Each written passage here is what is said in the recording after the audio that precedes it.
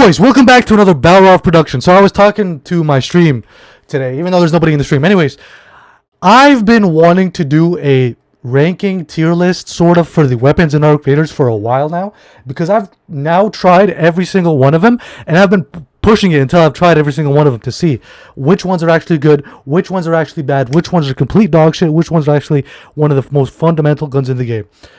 Here it is, the tier list maker. Shout out to, I don't know what this guy's name is, Crazy Trick. Shout out to Crazy Trick for making this.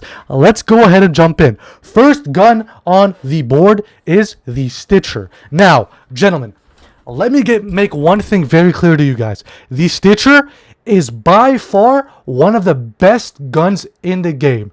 Level 4, level 1, it doesn't even matter. I did a comparison between the Stitcher level 1 and the Bobcat level 1. The Bobcat level 1 is unable to fully down a medium shield enemy. The Stitcher is, which makes it S tier. I don't care how many of you disagree with this. The Stitcher is by far one of the best guns in the game, if not top 5. If not top 5, it's literally insane. Hairpin, D. I'm not gonna say anything else. D. Kettle. Okay. Before the nerf, and this past nerf, a lot of people have been saying that it's not even noticeable. Those people got no idea what the hell's going on, or they haven't been playing the game. It is so noticeable. It's actually unbelievable. Okay, it is unbelievably noticeable. Even if you're still macroing, the kettle is unbelievably lower than what it should be. I'm gonna put it in A tier, and here's why. If you're unable to macro, or if you're like me and you're unable to click fast for whatever reason, it's a completely reliable gun. It's still a very good gun. However, it's not at that S tier just yet. Now, regular kettle before the nerf, when it was insane and you could shoot it like crazy, S tier gun, probably the best gun in the game for PvP. Right now, as it stands today, it's an A tier. Okay, Rattler, B tier. Here's why. The Rattler is such a conservative ammo type of gun. If you find yourself in a situation where you are able to conserve your ammo, it's a very good, very powerful gun, especially against Arc. However, in PvP scenarios, you have to reload after every fucking bullet. Otherwise, you're not going to have enough bullets to completely down an enemy. That's why it's in B tier. If they upgrade the ammunition of the gun and the fire rate just a smidge, the fire rate has to be upgraded just a little bit, I'm putting it in A tier. It's not an S tier just yet, okay? It'll get there eventually. Right now, it's completely at B tier. Maybe even C. I can understand if people put it in C tier. Pharaoh, A tier, okay? 2 shots to the chest completely downs a light shield enemy. The only problem and the only reason that's holding this gun back, and the only reason I'm not putting it in S tier, is the fact that the gun reloads like a complete nun. Okay, it reloads like a nun that's never had sex in her entire life. It is such a powerful gun, but the reload on the gun is so freaking bad. They have to make it so that it's faster. Otherwise, it's going to be completely unreliable. As it stands right now, it's an A tier. If they up the reload speed. If they lower the reload speed, it's going to be an S tier. So as of right now, it's an A tier. The Berletta. Okay. This is going to be a very, what's it called? Fucking controversial take, but I genuinely don't think the Berletta is that good. I would rather a Venator over a Berletta any day of the freaking week, and here's why. The Berletta, yes, it shoots fast. Yes, it's very powerful in the right hands, but it's not my hands, okay? It reloads super fast. It's very situational, but it's not my kind of gun. I understand that people love the gun. I understand that people can't stand it when there's shit talk regarding the Berletta. I'm just not one of those people that I like the Berletta. I like, automatic sort of guns. That's why I put the kettle in S tier and the Rattler in B tier. Anybody else in their right mind would probably put the Rattler in D tier. I'm not one of those people. I like fully automatic weapons or one and done type of weapons like the Pharaoh, which is why I'm putting this in B tier. I understand what you guys are probably going to say in the comments. What the fuck, Barov? You think the Berletta is just like the Rattler? Yes, I do. I think they're on the same fucking level, bro. And you know what? This is my freaking tier maker. If you disagree, you can go ahead and make your own. Get the fuck out of my comment section. Go do something with your life. Anyways, that's what I think about the Berletta. It's a B tier, hands down. Very good gun in the right hands, just not my hands. This is my tier list, so I'm putting it in B tier. Anvil, S tier, no words need to be said. Toro, okay. Okay, let me be clear. The Toro is a map heavy gun. There's a lot of guns out there that you could only use them in map specific maps. The Toro is one of those guns. You cannot, I repeat, you cannot use the Toro in maps like Damn Battlegrounds or maps like I just brought up. Oh, I'm hacking. Anyways, in maps like Spaceport, especially Spaceport because it's very open. You can use the Toro in Stella Martis and it'll just annihilate every other gun. It doesn't matter if your opponent has a level 4 Stitcher or a level 1 Stitcher. If you have a Toro, level 1, no attachments, you win that fight every time. That's why, in my opinion, the Toro is an S tier type of weapon. It depends what map you use it in, but in my opinion, it's an S tier type of weapon. Arpeggio, D tier, nothing needs to be said. Venator, okay. This is a streamer gun, okay? They use this because it's so powerful level 4. Level 1, it is insanely not good enough. The difference between a level 1 Venator and a level 4 Venator is too vast for me to put it in S tier. That's why I'm putting it in A tier. You get yourself a level 4 Venator, it's like you've just made yourself, it's like you just put yourself in the fucking lottery, okay? What? Let me make sure my camera doesn't track me anymore. If you get yourself a level 1 Venator, it's like you're smacking people around with a fucking hand towel and a handkerchief.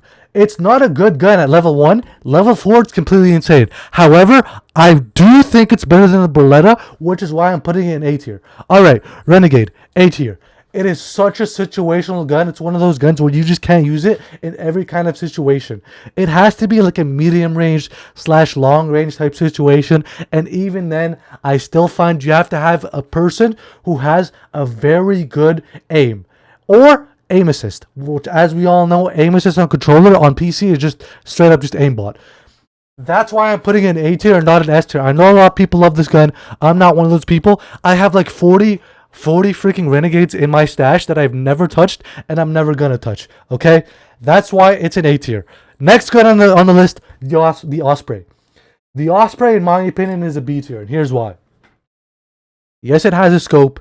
Yes, it's very powerful from long range. However, nobody in their right mind would ever use a Osprey over a Pharaoh, and here's why. The Osprey does not have as much damage as the Pharaoh does. The Pharaoh is a lot stronger than the Osprey in every single aspect except for the scope. The Pharaoh has a much better scope.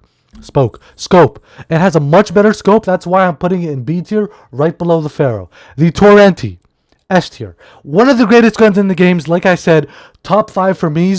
It's so freaking powerful and versatile in the right hands.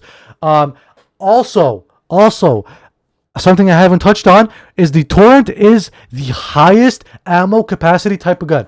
So if you're somebody like me and your aim is complete dog shit, you can actually rely on the amount of ammo to save you, because you could miss like 20 bullets, 30 bullets, and still have like 60 more to go. Which is why the Torrent is an S tier type of gun.